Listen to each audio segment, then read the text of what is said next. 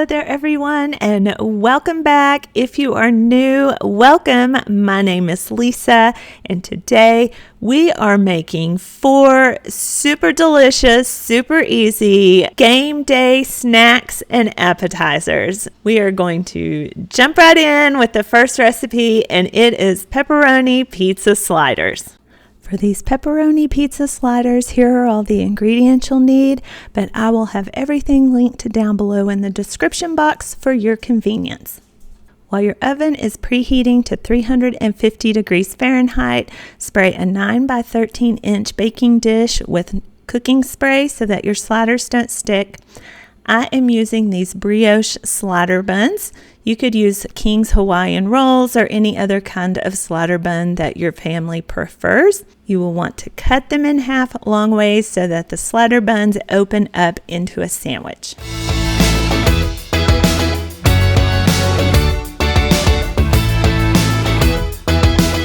I like to keep the buns in bigger sections. It just makes it easier to work with. Place them in the bottom of your baking dish and then cover the bottom half of your slider with your favorite pizza sauce. I used a generous amount so that they would not be dry. And then you're going to take your pepperoni and you're just going to place it on top. I used a generous amount of pepperoni as well.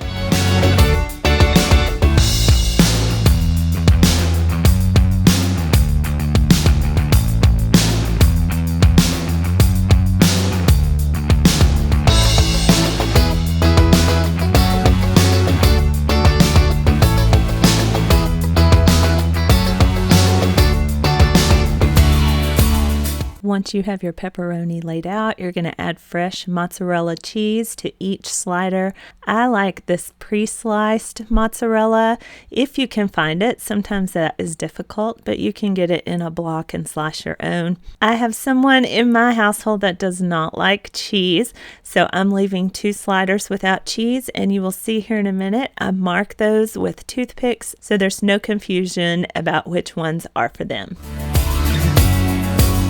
You're going to make a buttery sauce that you pour over the top of your sliders. You're going to do that with half a stick of melted butter, half a teaspoon of basil, half a teaspoon of garlic powder, and half a teaspoon of oregano. You're going to mix that up really well so everything is blended.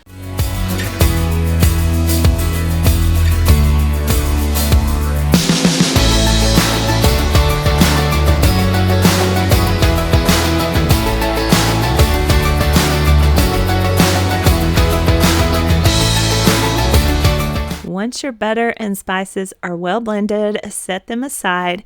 Take the top of your bun and place it over your sliders. Here are the toothpicks I mentioned earlier to mark those 2 sliders without cheese. Then measure out half a cup of freshly grated Parmesan cheese. I, again, for convenience, buy this that is already shredded.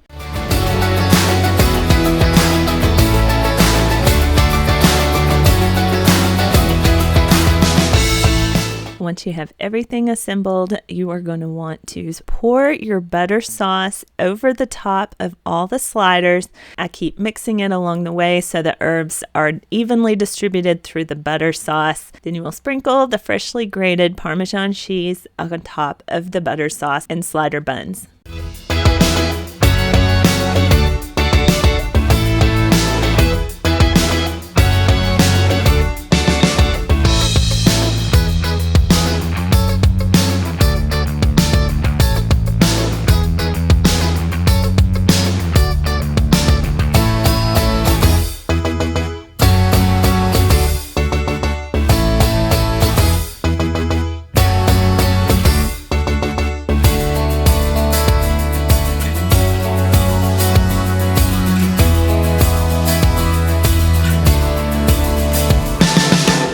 Loosely cover your baking dish with foil and then pop it into the oven at 350 degrees Fahrenheit for 20 minutes.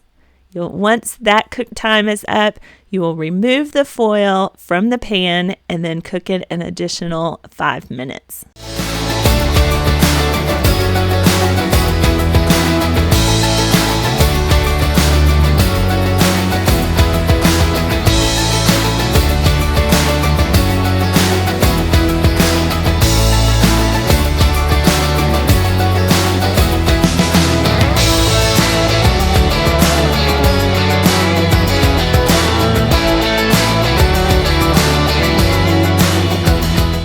These pepperoni pizza sliders were so easy, so delicious. They were a crowd pleaser for sure. You could even make these ahead of time and then just bake them right before you're ready to serve them.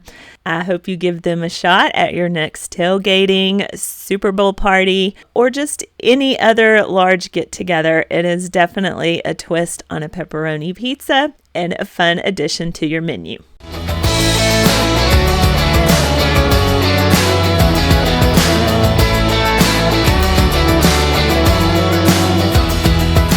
The second crowd-pleasing appetizer recipe is white cheese dip with pizza sticks, and it starts with a frozen pizza, whichever one is your favorite, but I do suggest a thin crust works best. In addition to the frozen pizza, you're going to want 1 cup of heavy whipping cream, 1 stick of butter. You will want 1 8-ounce block of cream cheese, a 1/3 cup of Romano cheese. My store did not have Romano, so I bought this provolone mozzarella blend. 2/3 cup of fresh grated Parmesan cheese. You will also need black pepper and garlic powder.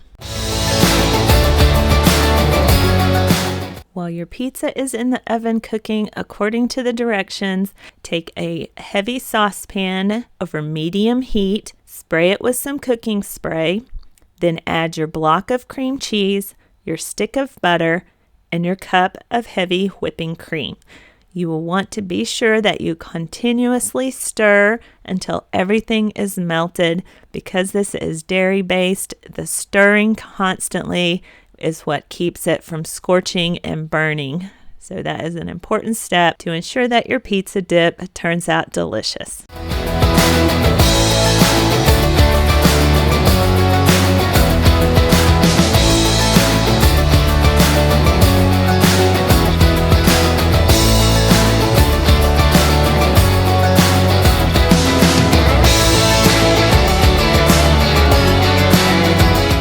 This stirring right here, and I say this as a sarcastic joke, is as hard as this pizza dip gets. Like literally, it is so easy to do.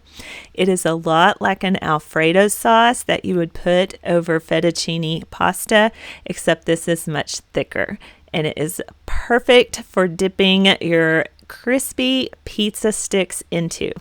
Now, if you don't like the idea of a frozen pizza, then you can definitely make homemade pizza. You could order pizza. You just want to make sure that it is a thin crust pizza of any flavor so that it is crispy and the appropriate texture for dipping into this white pizza dip.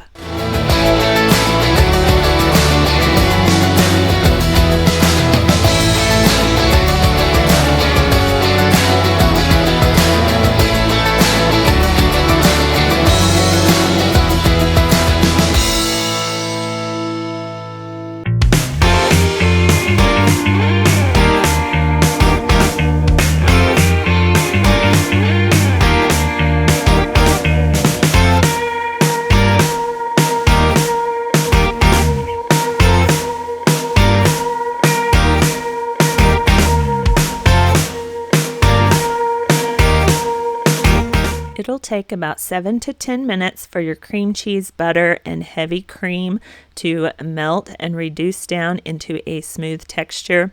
Once it does, you will want to incorporate your shredded Romano cheese, or in my case, the provolone mozzarella. In addition, you will add the shredded fresh Parmesan cheese. Stir some more until all of that is melted and blended. Then add in 1 teaspoon of garlic powder and 1/4 teaspoon of black pepper. I actually just eyeballed it. And then I wanted to give my pizza dipping sauce some color, so I sprinkled it with some parsley here while it was cooking to incorporate it. And then on the bowl, you will see I added some more for just some visual color before serving it.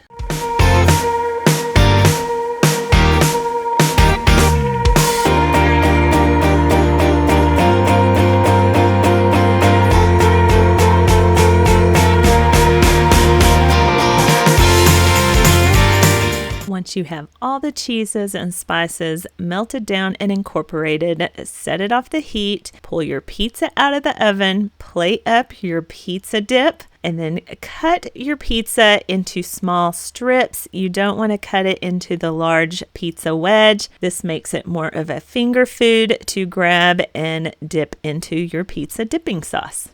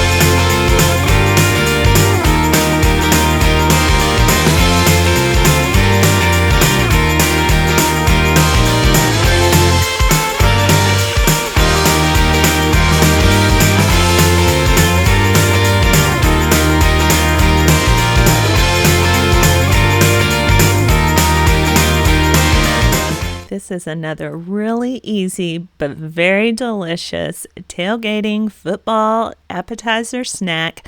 You could even make this for a weeknight dinner. I don't anticipate you having any of this wonderful dip left, but if you did, you could thin it out with some milk or more heavy cream and serve it over pasta Alfredo style later in the week. Because food is expensive, you do not want to waste any of it these days, right?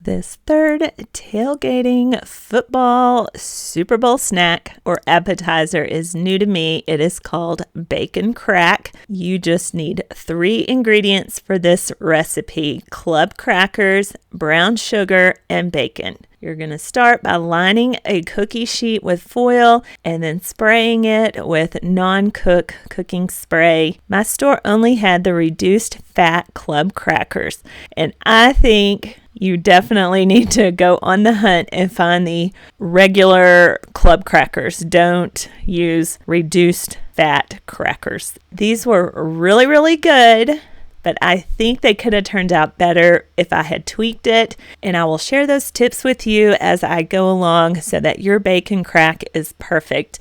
And the first one of those is get the full fat club crackers. So you saw how I just laid out all the crackers in a single layer on my cookie sheet, and then I cut my bacon into fourths, and you just lay the bacon one piece on top of each cracker. You'll want to make sure the crackers are in a single layer, not overlapping or overly crowded.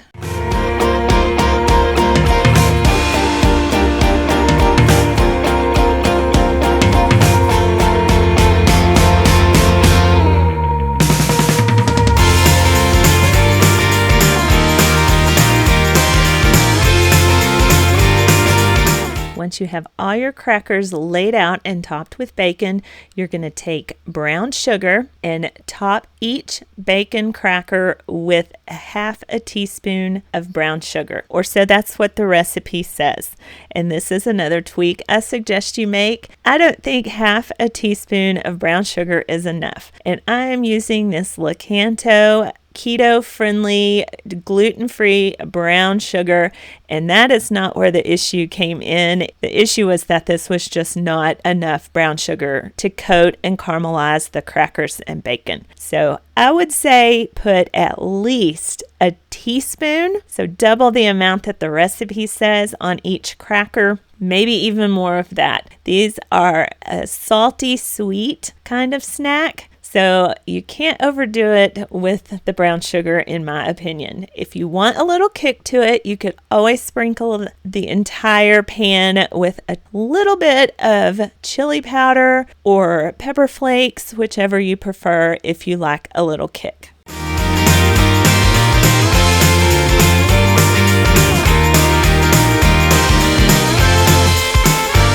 Your bacon crack is going to cook in a 350-degree oven for 20 to 25 minutes. Then you will want to cool it for an additional 5 to 10 minutes once it comes out of the oven.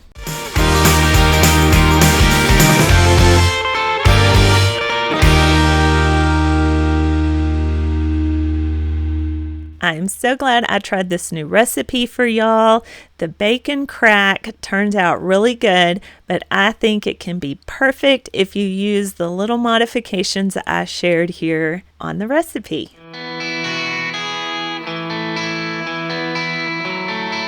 As yummy as these last 3 tailgating football appetizer snacks were, this one is probably the favorite. I know it is for my husband. It is a bacon wrapped Tots. So easy, but so good. The bacon does all the flavoring. You'll see here all you need are frozen tater tots, bacon, and cheddar cheese. I am spraying my mini muffin tin with this non-cook olive oil spray. Then you will line each compartment with a strip of bacon. This is the bacon I had left over from the bacon crack, so it works out perfect for that. Once you get all the bacon in place, you put 1 tot into each muffin tin, and that's it. Easy peasy.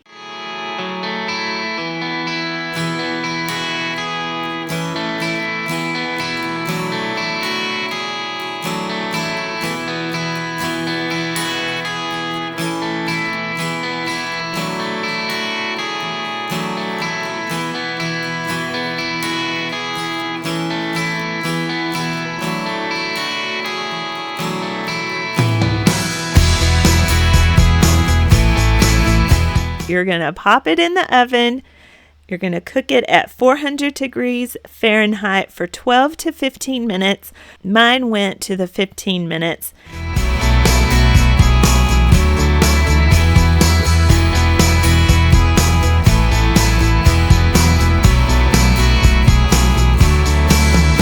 After your bacon wrapped tots have cooked for the 15 minutes, pull it out of the oven and top each tot with your shredded cheddar cheese, and then place it back in the 400-degree oven for an additional 5 to 10 minutes.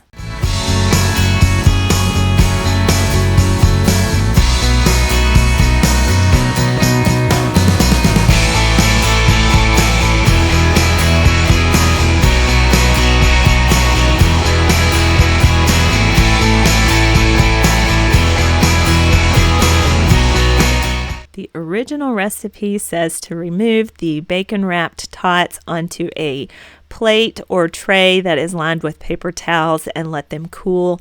But honestly, we were so hungry. These looked so good and we wanted to eat them hot.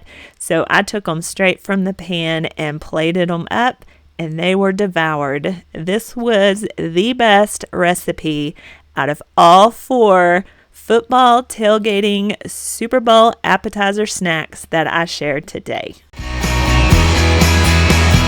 I hope that you all have enjoyed being here as much as I have enjoyed having you and sharing these 4 appetizer recipes with you. I hope that there is something you will try soon at your next tailgating football party. Don't forget to like, comment, and subscribe if you haven't already. I appreciate you guys so much. I hope you have the most wonderful and blessed day, and I look forward to seeing you on here again real soon.